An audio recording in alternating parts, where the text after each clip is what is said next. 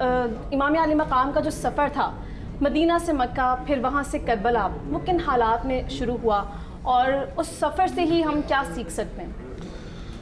اعوذ باللہ من الشیطان اللعین الرجیم، بسم اللہ الرحمن الرحیم، الحمد لآلہ والصلاة علی آلہا، اما بعد، قال امام حسین علیہ السلام انی لم اخرج عشرا و بطرا ولا مفسدا ولا ظالما۔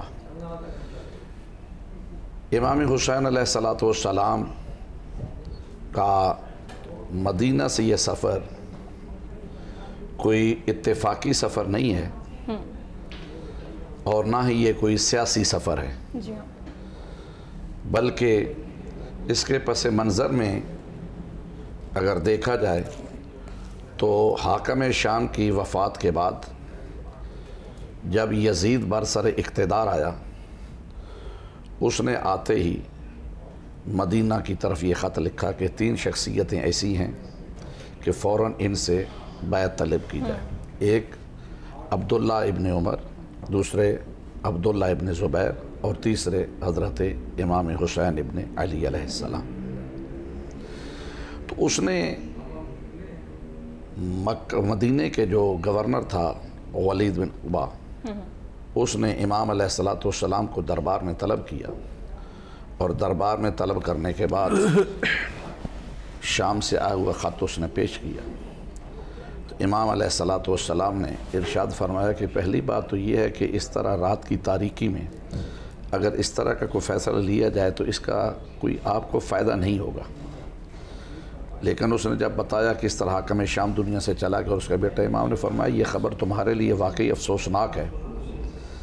جب اس نے بیعت کا مطالبہ کیا تو امام علیہ السلام نے یہی ارشاد فرمایا کہ مثلی لا یبایع مثلک، کہ مجھ جیسا اس جیسے کی بیعت نہیں کر سکتا۔ اور امام علیہ السلام نے جب یہ فرمایا کہ یہ دن کی روشنی میں ہونا چاہیے، وہاں سے نکلنے لگے تو مروان بن حکم موجود تھا۔ اس نے حاکم مدینہ سے یہ کہا کہ اگر آج حسین یہاں سے چلا گیا، اس کے بعد حسین کو فتح کرنا یا حسین کا سر قلم کرنا یا حسین کو اپنے پاس بلانا مشکل ہو جائے گا۔ ابھی آپ کے پاس موجود ہے، اس کا سر قلم کر دو۔ یا امام علیہ السلام نے اس وقت کہا کہ کیا تم مجھے قتل کرو گے؟ تمہاری یہ مجال ہے کہ تم مجھے قتل کرو گے؟ امام علیہ السلام نے اس کو کہا کہ اے ہمارے آزاد کردہ غلاموں کی اولاد ہو۔ اتنے تک جو کہ دربار سے باہر جناب ابوالفضل عباس اور باقی ہاشمی تھے، کیونکہ ساتھ تھے، اندر نہیں ہے، امام نے فرمایا اس لیے کہ اس نے مجھے اکیلا بلایا ہے۔ تو یہاں پہ یہ سارے واقعے کو دیکھے جائے تو ایک یہ جو الفاظ ہیں امام کے، یہ رہتی دنیا تک کے لیے ہم سب کے لیے مشعل راہ ہیں۔ امام نے یہ نہیں فرمایا کہ میں حسین ابن علی یزید ابن معاویہ کی بیعت نہیں کرتا، فرمایا مثل لا یبایع مثلک، مجھ جیسا اس جیسے کی بیعت نہیں کر سکتا۔ امام نے 2 کردار پیش کیے کہ سامنے ایک کردار حسینی، ایک کردار یزیدی ہے۔ ظاہری طور پر آئے سامنے یزید ہے، کل اس کی جگہ مروان آئے گا، پھر اس کی جگہ پہ سلمان آئے گا، پھر اس کا بیٹا، پھر اس کا بیٹا، اس طرح بدل آئے۔ ظاہری طور پہ میں حسین ہوں، کل میری جگہ پہ زین العابدین آئیں گے، محمد باقر آئیں گے۔ جعفر صادق فرمایا کہ مجھ جیسا اس جیسے کی بیعت نہیں کر، قیامت تک کے لیے 2 کردار کہ جس میں کردار حسینی ہوگا وہ اس کی بیعت نہیں کرے گا، جس میں کردار یزیدی ہوگا۔ تو دراصل امام علیہ السلام پھر مدینہ سے نکلتے ہوئے اپنے نکلنے کا مقصد ارشاد فرمایا کہ میں جو جا رہا ہوں، میرا یہ نکلنا نہ کسی شرارت کے لیے ہے، نہ کسی فساد کے لیے ہے، نہ کسی ظلم کے لیے ہے، بلکہ میں جا رہا ہوں لطلب اصلاح فی امت جدی۔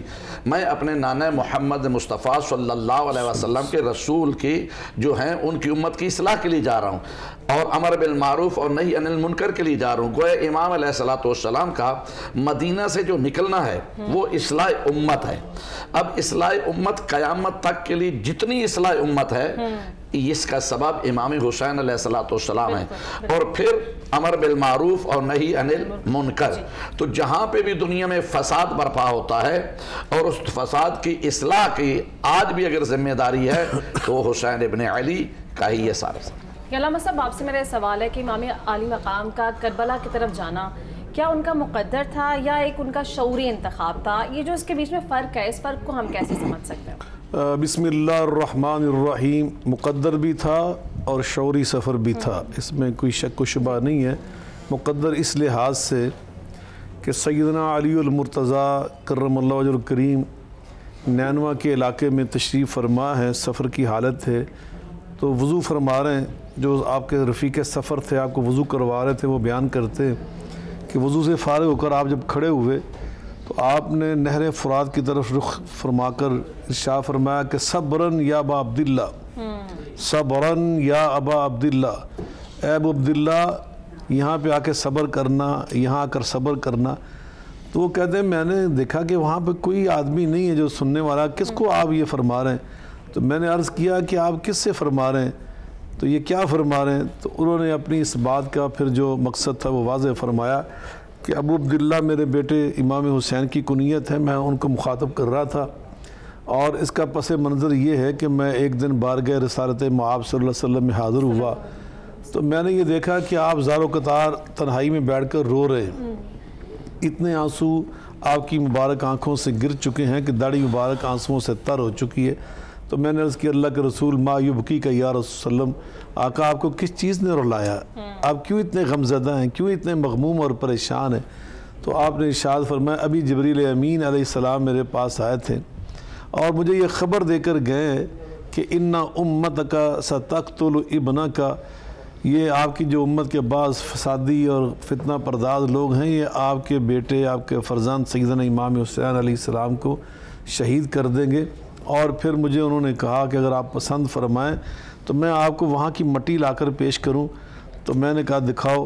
فمد یدہ، انہوں نے اپنا ہاتھ یہاں سے بڑھایا، وہاں سے مجھے مٹی لا کر پیش کی. نبی کریم علیہ السلام کیا فرمایا کہ میں اس لیے رو رہا ہوں، مجھے جب سے یہ خبر ملی. پھر نور نبوت کا، علوم نبوت کا اگر اندازہ لگائیں کہ آپ نے امہات المؤمنین ازواج مطہرات سب اس وقت حیات تھیں رضی اللہ تعالی عنہن اجمعین، لیکن آپ نے ان میں سے ہماری اماں جان سیدہ ام سلمہ رضی اللہ تعالی عنہا کو ان کو مٹی دی اور فرمایا کہ اس کو سنبھال کر رکھ لو. اذا تحولت حاضی تربت و دمن فعلمی ان ابنی قد قتلا، اس کو دیکھتی رہنا، شیشے کے مرتبان میں سنبھال کر رکھ لو. جس وقت یہ مٹی خون میں تبدیل ہو جائے تو سمجھ لینا کہ میرا بیٹا شہید ہو چکا. پھر ایسا ہی ہوا. جب 10 محرم الحرام 61 ہجری تھا تو آپ سوئی تھی دوپہر کے وقت، مدینہ طیبہ کے اندر اپنے گھر میں آرام فرما تھی دوپہر کے وقت، جو عرب کے اکثر وہ قیلولہ کرتے ہیں، تو آپ آرام کر رہی تھی. تو آپ نے خواب میں نبی کریم رؤوف الرحیم رحمت للعالمین صلی اللہ علیہ وسلم کی زیارت کی، اور اس کیفیت میں کی کہ میرے آقا کے سر مبارک پر بھی خاک کے آثار تھے، قدم مبارک بھی غبار اور لودہ تھے. تو آپ نے رو کر عرض کی اللہ کے رسول یہ میں آپ کی کیا حالت دیکھ رہی، اور ہاتھ میں ایک شیشے کا مرتبان پکڑا ہوا تھا جس میں کچھ خون تھا. تو آپ نے فرمایا میں ام سلمہ ابھی کربلا سے آ رہا ہوں، یہ صحیح حدیث ہے. اور فرمایا میں وہاں سے یہ امام حسین ان کے رفقا کا خون اکٹھا کر کے لایا ہوں. تو فرماتی میری جب آنکھ کھلی تو میں نے دیکھا وہ جا کر اس مٹی کے مرتبان کو وہ خون میں تبدیل ہو چکا تھا. بعد میں جب وفد یہ آیا تھا سیدہ زینب سلام اللہ علیہ کی قیادت میں واپس، تو پھر جب یہ ساری خواتین ہاشمی نکلی نا، اور انہوں نے جا کر کہا اللہ اکبر کہ یہ تھی نبی پاک صلی اللہ علیہ وسلم کی جزا، تم نے جو دین ان سے لیا، قرآن ان سے تم نے لیا.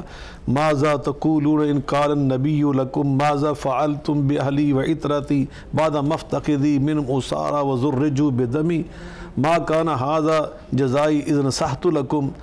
یہ میری محنت کا، میری تبلیغ کا، میرے تمہیں لا کے دین دینے کی، یہ تم نے مجھے بدلہ دیا، یہ صلہ دیا کہ میرے اہل بیت کو تم نے شہید کر ڈالا، کسی کو تم نے قتل کر دیا، کسی کو تم نے قیدی بنا لیا. تو یہ البدایہ والنہایہ میں یہ موجود ہے، یہ تہذیب و تہذیب میں. اس کے بعد اللہ تو یہ آپ نے پوچھا مقدر، تو یہ تو لکھا ہوا تھا، یہ پہلے سے نبی پاس. اور 3 فرشتوں نے صحیح احادیث کے اندر الگ الگ 3 فرشتوں، جبریل امین علیہ السلام بھی ان میں شامل ہیں، 2 اور الگ فرشتے، ایک جو بارش کا دروغہ فرشتہ ہے وہ بھی آیا ایک موقع پر، ایک تیسرا فرشتہ الگ آیا، الگ آ کر انہوں نے 3 مواقع پر رسول اللہ صلی اللہ علیہ وسلم کو یہ خبر دی ہے. تو معلوم ہوا یہ تقدیر مقدر تھا. جہاں تک تعلق شعور کی، وہ یقیناً نبی کریم علیہ السلام نے غزوہ احد کے موقع پر ارشاد فرمایا، اپنے چچا جان کو جب کٹے ہوئے دیکھا نا سید حضرت حمزہ کو، تو یہ صحیح حدیث ہے، آپ فرماتے ہیں حمزہ بن عبد المطلب سید الشہداء وَرَجُلٌ قَامَ إِلَىٰ سُلْطَانٍ جَائِرٍ فَأَمَرَهُ وَنَهَاهُ فَقَتَلَ۔ میرے چچا جان حمزہ یہ بھی سید الشہداء ہیں، لیکن ایک وہ بھی سید الشہداء، یہ زبان وحی سے سید الشہداء کا لقب دیا جا رہا ہے، وہ بھی ہے مرد میدان جو ایک ظالم حکمراں سلطان جائر، یہ نبی پاک کے الفاظ مبارکہ ہے۔ فَأَمَرَهُ وَنَهَاهُ، وہ نے الامر بالمعروف اور النہی المنکر کا جو فریضہ ہے وہ انجام دے گا، وہ مرد میدان، اور وہ ظالم حکمران انہیں شہید کر ڈالے گا، تو فرمایا وہ بھی سید الشہداء۔ تو آپ کی جو تربیت نبی پاک صلی اللہ علیہ وسلم نے وہ چند سالوں میں کی تھی نا، اور جو آپ نے حدیث سنا دی تھی جو ابھی ہمارے تک پہنچ چکی ہیں، تو سیدہ فاطمہ کے پاس یہ حدیث موجود نہیں تھی، حضرت علی المرضیٰ نے یہ حدیث نہیں سنی ہوگی، امام حسن امام حسین جیسے دنیا کے ذہین لوگ تھے، کائنات میں سب سے ذہین لوگ تھے، کیا انہوں نے سنی ہوگی؟ ایسا تھا، وہ یقیناً خلوص ایسا تھا کہ کہیں نہیں، وہ ہم نے دیکھا کہ کہیں پہ بھی کسی مقام پہ وہ لڑکھڑائے ہوں یا گھبرائے ہوں۔ پروفیسر صاحب، آپ سے میرا یہ سوال ہے کہ کچھ لوگ اس جنگ کو، اس شہادت کو ایک تو یا تو سیاسی جنگ سمجھتے ہیں یا اقتدار کی جنگ سمجھتے ہیں، لیکن ایسا بالکل بھی نہیں ہے، تو ایسے حلقوں کے لیے آپ کا کیا پیغام؟ بات سیدھی سی یہ ہے کہ سیاست ایسا ہے ہی نہیں ہے۔ سب سے پہلے ہم دیکھیں کہ حسینیت ہے کس چیز کا نام۔ حسینیت کی جب ڈیفینیشن ہمارے سامنے آ جائے گی، جنگ اور پھر سیاست جدا ہو جائے گی۔ صرف اور صرف پہلے وجہ کیا ہے کہ امام حسن جب پیدا ہوئے تھے تو حضور نے فرمایا کیا نام رکھا ہے؟ حضرت علی پاک نے فرمایا کہ بلا اس کا نام میں نے حرب رکھا ہے، بل ہوا حسن۔ نہیں، حسین پیدا ہوئے، کیا نام رکھا ہے؟ آقا اس کا نام میں نے حرب رکھا ہے، فرمایا نہیں، بل ہوا حسین۔ بار بار حسن اور حسین کے رکھنے کی وجہ کیا ہے؟ اس کی وجہ یہ ہے کہ حسن اور حسین کے اندر ایک ایسا معنی پایا جا رہا ہے جو دین صرف اور دین کی حقانیت کا محافظ ہے اور دین کی حقانیت کا ہی پہرے دار ہے۔ دیکھیں، آپ کے سوال کو میں نے بڑی اچھے طریقے سے گھکال کے پیش کرنا چاہوں گا۔ دنیا میں بڑے خواب آئے، مگر تاریخ انسانیت میں 3 خواب ایسے ہیں جن کی حقیقت جو ہے آخری قیامت کے دن تک نظر آتی رہے گی۔ پہلا خواب کس کا ہے؟ ایک باپ کا ہے، اس نے بیٹے کے لیے دیکھا، ابراہیم علیہ السلام۔ حقیقت آ گئی صاحب نے۔ اقبال نے ایسے ہی تو نہیں کہا یہ داستان کیسی ہے کہ جس کی ابتدا اسماعیل سے ہو رہی ہے اور آ کے تکمیل امام حسین سے ہو رہی ہے۔ پہلا خواب دیکھا باپ نے بیٹے کے لیے، دوسرا خواب دیکھا بیٹے نے باپ، ماں اور بھائیوں کے لیے۔ قرآن نے باقاعدہ سورہ یوسف میں اس کا ذکر کیا گیا۔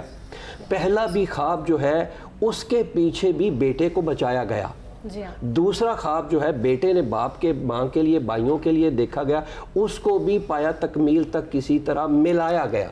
ٹھیک ہے، پہلے کو بچایا گیا اسماعیل کو، بعد میں بھائیوں کو، والدہ کو، والدہ کو ملایا گیا۔ تیسرا خواب جو دیکھا تھا وہ حضور علیہ السلام نے امام حسین کا دیکھا تھا، اور یہ عملی جامہ پہنا کر ہمارے سامنے بند کرایا کہ در حقیقت یہی ایک ایسا حسین ہے جس نے دین کی تکمیل کو کرنا ہے۔ اگر سیاسی بات ہوتی، اگر جنگ ہوتی، میں کہنا یہ چاہوں گا امام یزید نے 4 غلطیاں کی تھی، 4 غلطیاں کی تھی۔ سب سے پہلی یزید کی غلطی یہ تھی کہ وہ اس چیز کو بھول چکا تھا کہ امام حسین کی نسبت، شان اور مقام کیا ہے۔ دوسری اس کی غلطی تھی کہ وہ ضد پہ تل چکا تھا کہ ہر حالت میں حسین سے بیعت ہی لینی ہے، اگر بیعت نہیں تو پھر اس کے علاوہ جنگ کے علاوہ کوئی حل نہیں ہے۔ تیسری غلطی اس کی یہ تھی کہ وہ 4 ہاتھ، امام حسین نے کہا نہیں ہم جا کے ڈیبیٹ کر سکتے ہیں، بات کر سکتے ہیں، اور خود امام حسین بات کرنے کے لیے تیار تھے مگر وہ بات بھی نہیں کرنا چاہتا تھا۔ اور چوتھی اس کی سب سے بڑی غلطی یہ تھی کہ اس نے اس سارے واقعات کے بعد اہل بیت کے ساتھ یا امام حسین کے ساتھیوں کے ساتھ جو سلوک کیا، وہ برے سے برا انسان بھی ایسا سلوک جو ہے وہ نہیں کر سکتا۔ اور پھر حقیقت کیوں نہ بنے میری بہنا، حقیقت کیوں نہ بنے کہ یزید نے 36 صوبوں کی فوج کو بلا کے یہ وضاحت کے ساتھ کہہ دیا تھا کہ حسین جانے نہ پائے۔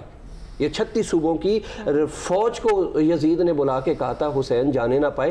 اگر جنگ ہوتی، میں ایک بات کرنے لگا ہوں، اگر جنگ ہوتی جو آج لوگ غلط کہتے ہیں، اگر جنگ ہوتی تو اس نے تو 36 صوبوں کی فوج کو بلا کے کہا تھا نا حسین نہ جانے پائے، تو حسین نے صرف 72 لوگوں کو چراغ بجھا کے کہا تھا جاؤ جس نے جانا۔ बताइए मुझे, ये जंग है कि 72 को भी कहा भाई चिराग जब मैं बुझा देता हूँ, जाओ जिसने जाना है। नहीं, हुसैन के सामने सिर्फ और सिर्फ क्या था? मुस्तफ़ा का दीन था, हुजूर की शरीयत थी। यही एक वजह है कि 2 टर्म होती हैं हम जो पढ़ते हैं, एक को अजीमत कहा जाता है, एक को रुखसत कहा जाता है। रुखसत क्या है कि अगर हालात ठीक नहीं है, आपको इजाज़त है, लाइक मैं कहना चाहूँगा रोज़े की मिसाल है। कुरान कहता है कि तुम पर रोज़े फ़र्ज़ किए गए रमज़ान में, अगर तुम बीमार हो तो छोड़ दो, अगर सफ़र पे गए हो तो छोड़ दो, गुंजाइश है। लेकिन रोज़े की हालत में, बीमारी की हालत में, सफ़र की हालत में अगर आप रोज़ा रख लेते हैं तो आप रुखसत पे अमल नहीं करते, आप अजीमत पे अमल करते हैं। इमाम हुसैन के सामने भी रुखसत भी थी, अजीमत भी थी।